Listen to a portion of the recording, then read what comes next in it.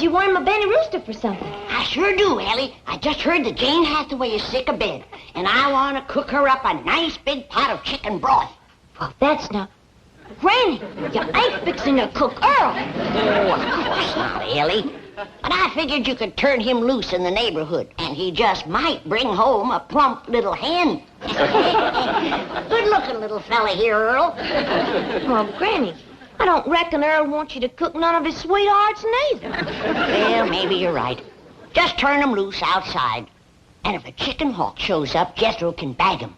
They make awful good broth if you simmer them long enough. Jethro tells me Miss Jane is ill and you're fixing the doctor for her. That's right, Jed. Trouble is, I don't know for sure just what she's got. What she told you, Jethro? Oh, she's got something called sick benefits. Sick benefit? Yes, sir. Well, I called her apartment this morning to find out could she come to supper tonight. And she says, I'm sick in bed, Jethro. And I says, well, Granny will come on over and doctor you. And she says, well, you tell Granny there's already a doctor on the way because I got sick benefits. I bet it's something like a sick headache or maybe a sick stomach. I reckon it's worse than that, Ellie, because this is catching. Is that a fact?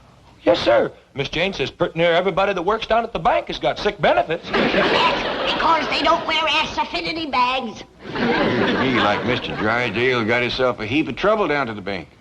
Is Mr. Drysdale sick too, Jethro?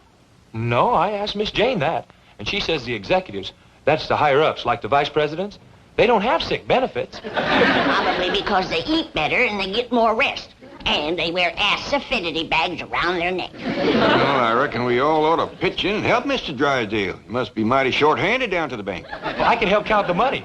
Arithmetic is my best study in school. I'm up to 12 times 12 now. Well, how much is 12 times 12, Jethro? Wait a minute. Okay, now hold up 2 fingers. Okay. 12 times 1 is 12. 12 times 2 is 24. 12 times 3 is 36. Never mind, Jethro. We's all right proud of you, but right now we all better hurry down to the bank, see how we can help Mr. Drysdale. Come on, everybody.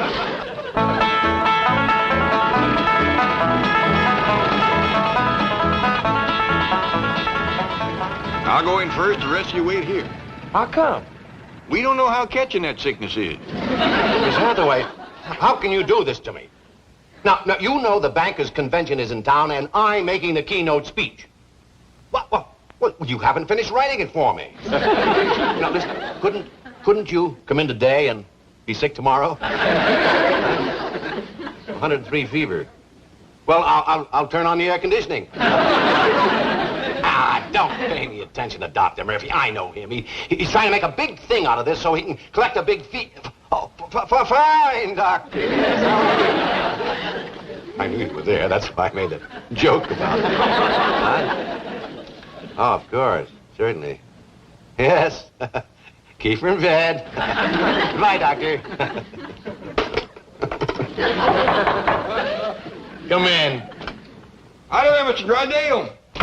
Mr. Clampett, hello. What can I do for you? Well, I reckon right now is what can I do for you? We heard about all the sickness. Oh, don't let that concern you. Anything you need. Well, nothing except a secretary, a new doctor, a speechwriter, and someone to take over my work. For a fellow with all them troubles, you sure keeping your spirits up. Well, I try to keep laughing so I won't cry. Oh, will you answer the door?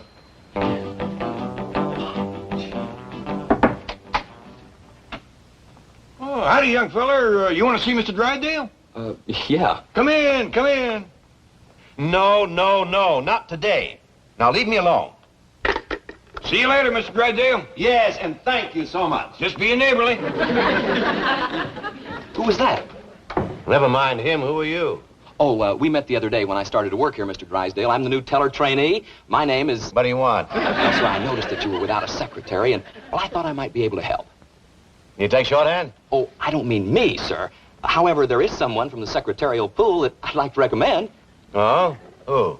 Well, the lady at the first desk, I believe her name is Kitty Northcross. The one that wears the tight sweaters? Yeah. Does she? Oh, I only observed her efficiency. Yeah. Forget it. Oh, yes, sir. Thank you, Skipper. Who? Well, sir, I just got out of the Navy, and I like to consider this bank my new ship, and you my new captain. And I'm proud to be aboard, sir, because I know that your genius will pilot this ship of finance through the reefs of adversity and the stormy seas of competition until we drop anchor in the harbor of success. Bilgewater. Aye, aye, sir. Thank you, sir.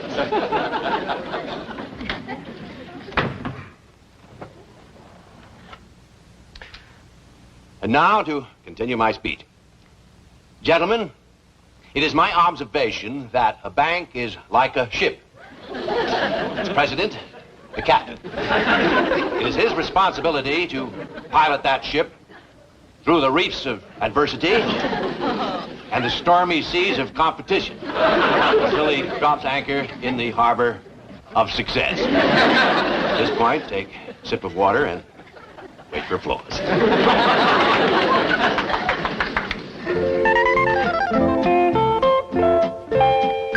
Oh, good, Elly, you're all ready. We best be getting down to the bank quick as we can. Well, Pop, do you reckon I know enough to be a banker's secretary? Shucks, yes, Elly, especially since I'm going to be the banker. Oh, did Mr. Drysdale take sick? Oh, he had to speak at a convention. He says all he needs is a secretary, a speechwriter, a new doctor, and somebody to do his work. Granny's a dandy doctor, but who can write speeches? Well, Jethro found one in a book already wrote. He's in there helping Granny now mix some medicine for Miss Jane.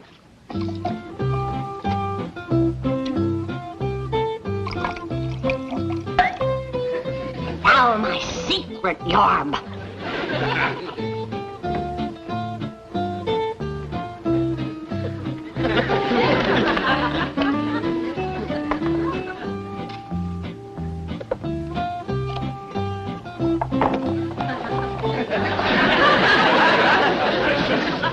Don't stand too close to it while it's working, Jim.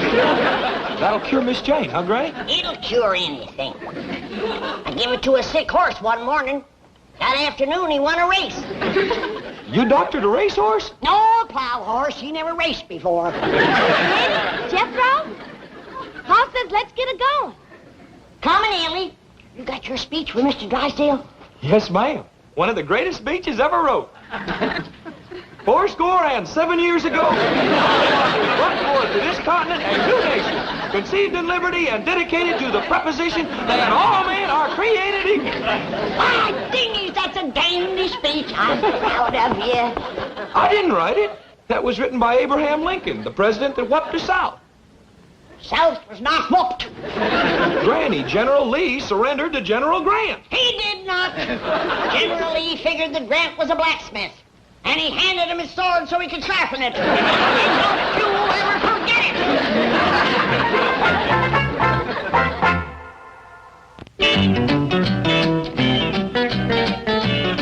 And so, gentlemen, in conclusion, let us think of our banks as a great fleet of ships rescuing the army of American citizens from the Dunkirk of financial difficulty. Let us take them aboard and safely sail them back to the shores of prosperity.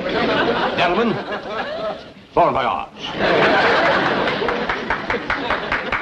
Beautiful, Skipper. Just beautiful. Listen, the door was open and your voice drew me in here like a magnet. Could I go to the convention with you and hear the entire speech? No, you cannot. But, sir, you're my idol. Well, you're pretty idle yourself. Now get back to your cage and do some work. What a voice. Sir, you were born to command. In the Navy, you'd have been an admiral. Well, I was in the Army. Corporal in the Quartermaster Corps. Great outfit, sir. Backbone of the armed forces. Get back to work. That voice. You and General MacArthur. Legends in your own time. Out. Pleasure, sir. Where did personnel dig up that nut?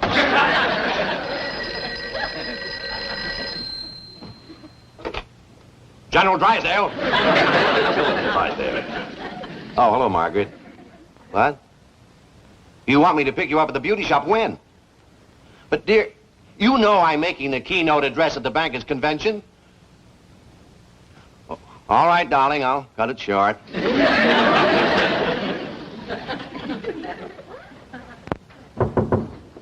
Will you stay out of here, you nut? I'm sorry. I thought it was someone else. I'm terribly upset today. That's why we's all pitching in to help. Elly here is going to take Miss Jane's place while Granny gets her well.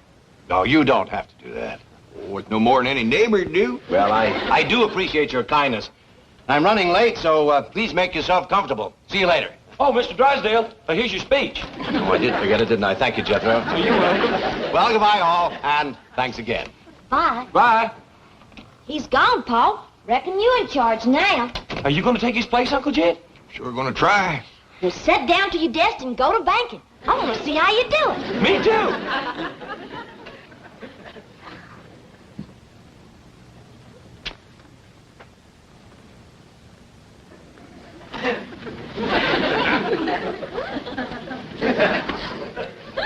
Are you banking yet, Pa? Well, I reckon not, Elly. I'm just waiting to bank. How do you do it, Uncle Jed? Well, according to Mr. Drysdale, banking is mostly giving people money when they need it. I'll get it, Pa. That's what a secretary's supposed to do. Howdy. This here's Mr. Drysdale's office, but Mr. Clampett's in charge now. Yes, sir. You bet you can. Howdy there. You need money? Well, come right on over and get it. Hot diggity, he's banking now, man.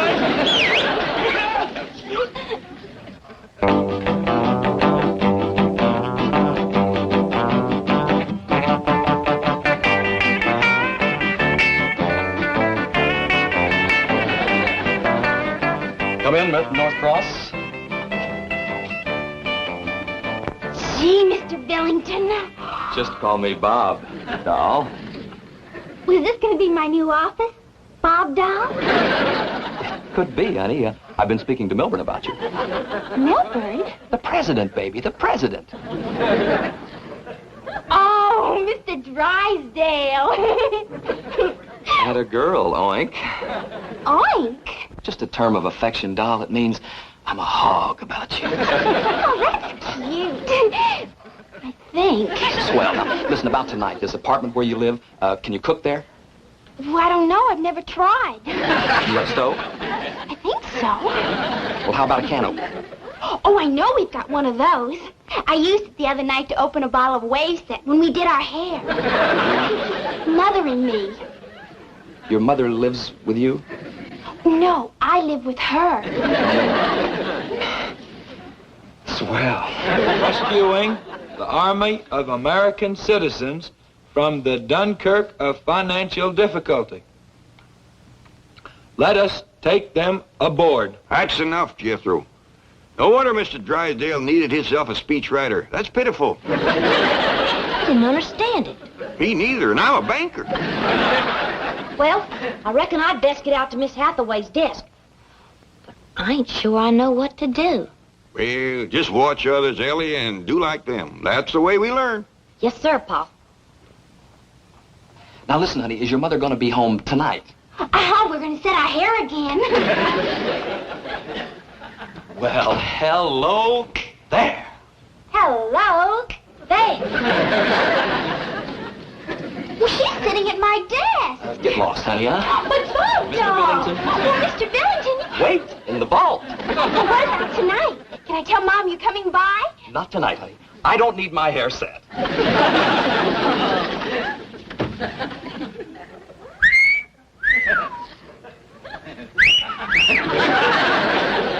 Hey. Hey. This is gonna be wild. Tell me something. You don't live with your mother, do you? No, sir, do you? No, sir. What's your name? Elly Mae Clampett. Well, there it is, Elly, and you may clamp it. You don't by any chance wrestle at night, do you? Oh, I like to wrestle anytime. Scooby-Doo. Well, Scooby-Doo, you want to wrestle now? Later, baby, later. Listen, suppose I drop over to your place tonight. Well, fine. You haven't got a roommate, have you? No, sir, I got a room all to myself. Now, listen, here's the action. I swing by your pad about 7. I bring some bossa nova records, and we trample a few grapes, huh? Then we blast off to the local coffee shop, one where they don't hit me for too much bread. Then we swing back to your pad for a little moon orbit. Do you dig? Oh, yes, sir. Crazy. whenever Pa goes fishing. I dig his word. You wouldn't put me on, would you? Why, sure. Jethro? I ain't tall enough to put you on myself, but Jethro can do it. Who's Jethro? Yeah, Elly, mate? If this little fella wants to be put on some. Okay. Where would you want me to put you, no friend?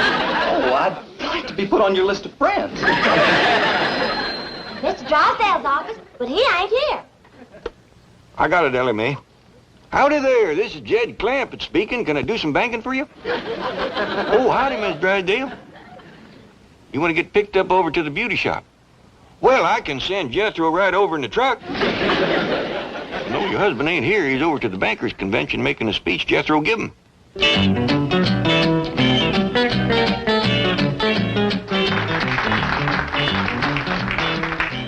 And now, gentlemen, it's with a great deal of pleasure that I introduce our keynote speaker, the distinguished president of the Commerce Bank of Beverly Hills, Mr. Milburn Drysdale.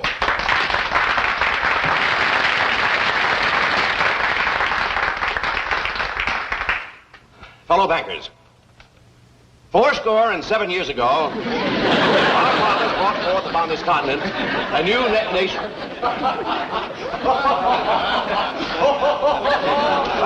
Well, now, some of you seem to be amused because I have chosen the humble words of Abraham Lincoln to keynote this convention. But those of you who understand banking at its highest level will understand the significance of these words as I say, conceived in liberty and dedicated to the proposition that all men are created equal.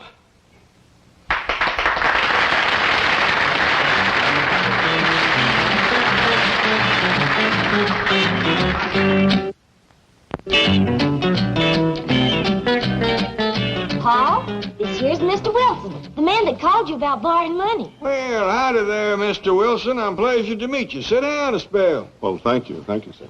Hey, have a smoke? Yes, thank Elly Mae, maybe Mr. Wilson like a nice cold pitcher of spring water or some coffee or tea or something. Would you, Mr. Wilson? No, thanks, young lady.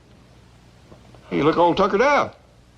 Yes, I am. I've been going from bank to bank trying to borrow some money. Didn't they have none? Well, none that they wanted to loan me. You see, Mr. Clampett, my chicken ranch is mortgaged to the hilt. I've no credit, no collateral. I need money to buy feed. Well, we got a vault full of it. How much money you need? See, if I just had enough... Are you kidding me? Elly Mae, take him out the vault and show him the money. No. Would you really lend me the money? Well, that's what banks is for, ain't it? Well, yes, but I'm poor. I have no security. Ain't no shame being poor as long as you're honest. How do you know I'm honest? Well, if you wasn't, you'd be telling me about how much you got instead of how much you ain't got.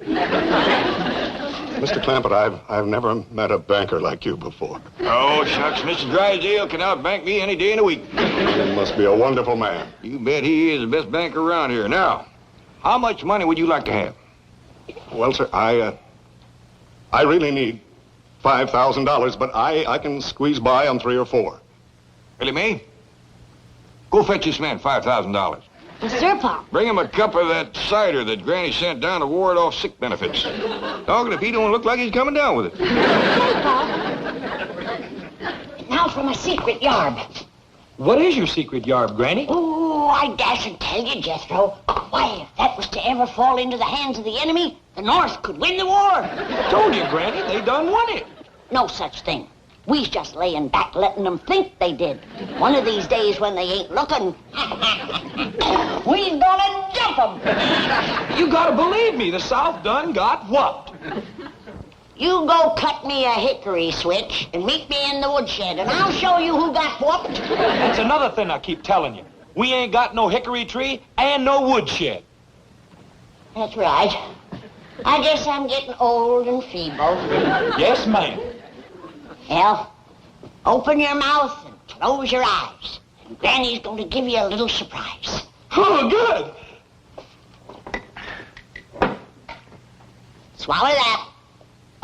That'll keep you well and learn you not to talk Yankee nonsense.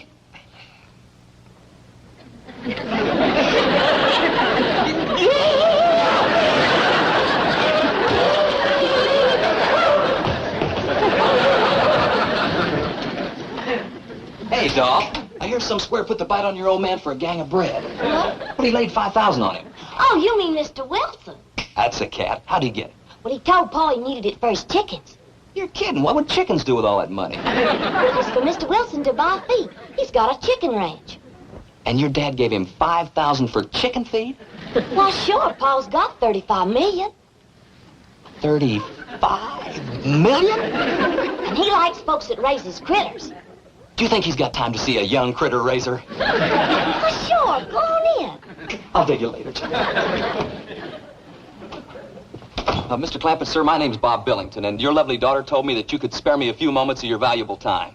You bet I will, young fella. What's on your mind? Well, sir, I work here at the bank, but my heart's back on the ranch. The chicken ranch, that is. Or was, until I lost all of my chickens.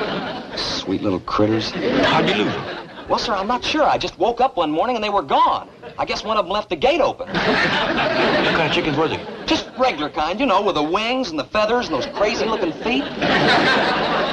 Mr. Clampett, if I could just borrow $10,000, then I could get back into the business that I love, raising chickens. I see.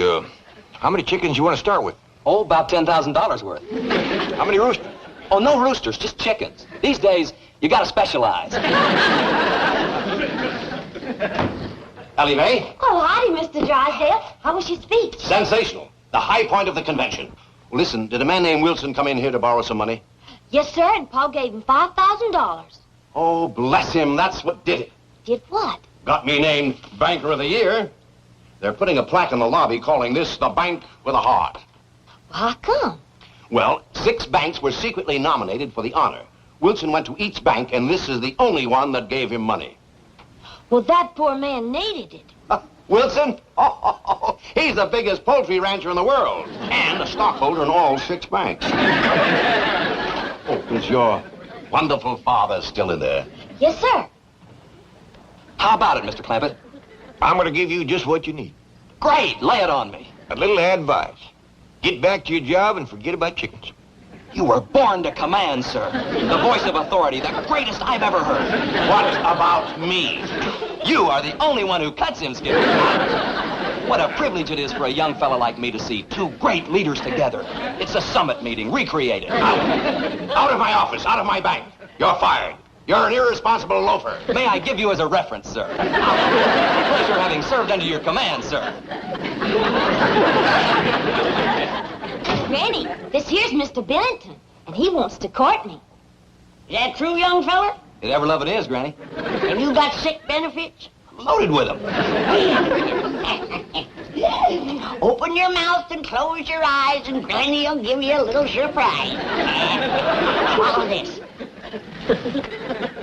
Hey, you know something? When I was in the Navy, I tasted some jungle juice on Okinawa. Good-looking young fella. Good dancer, too. I reckon that's the new dance he's been born to teach me. It's called the Bossy Nova.